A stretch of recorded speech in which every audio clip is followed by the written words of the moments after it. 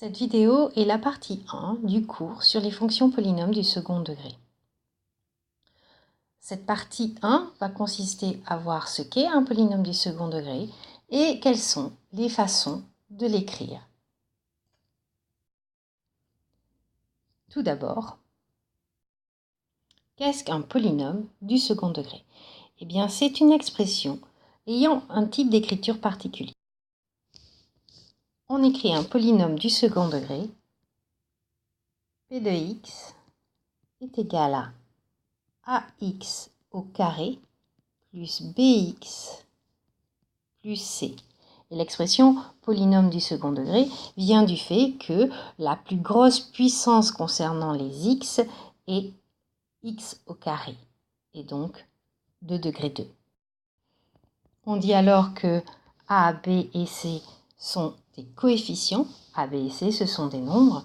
Et bien sûr, on remarquera que pour avoir un coefficient de degré 2, il faut que le a ici ne soit jamais égal à 0.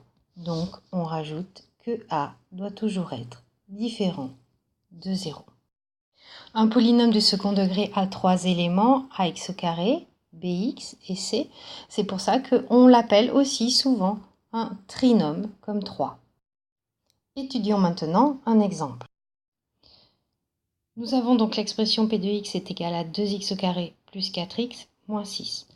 Nous allons l'écrire comme la forme ci-dessus. Nous avons donc bien un polynôme de degré 2, puisque nous avons x au carré, et nous pouvons reconnaître les coefficients. A est donc égal à 2, B est égal à 4 et C est égal à moins 6. Un polynôme du second degré peut aussi s'écrire de deux autres façons différentes. Une première façon, c'est de l'écrire p de x égale a facteur de x moins alpha au carré plus bêta. On appelle ceci la forme canonique.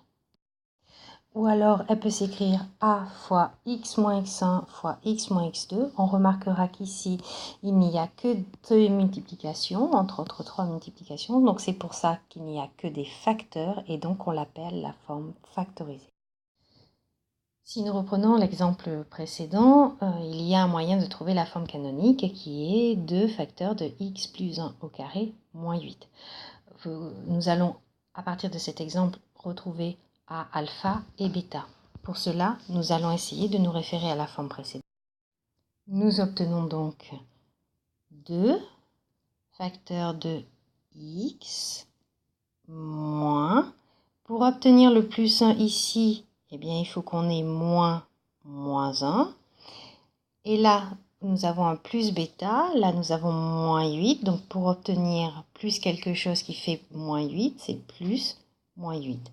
Ainsi, nous avons A qui est égal à 2, alpha qui est égal à moins 1 et bêta qui est égal à moins 8.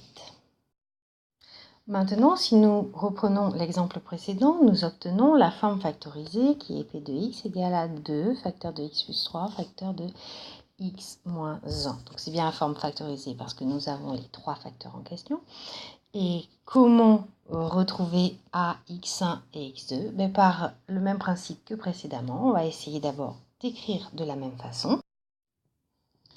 Et nous obtenons donc que a est égal à 2, que x1 est égal à moins 3 et que x2 est égal à 1.